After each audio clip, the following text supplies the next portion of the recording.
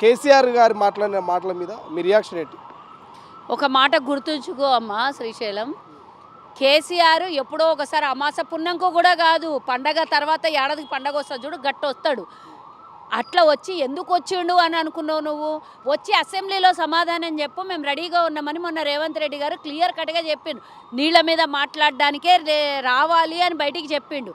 ఒకవేళ మేము తప్పు చేసింటే డెఫినెట్గా రేవంత్ రెడ్డి గారు ఆ మాట అడగకుండే కదా.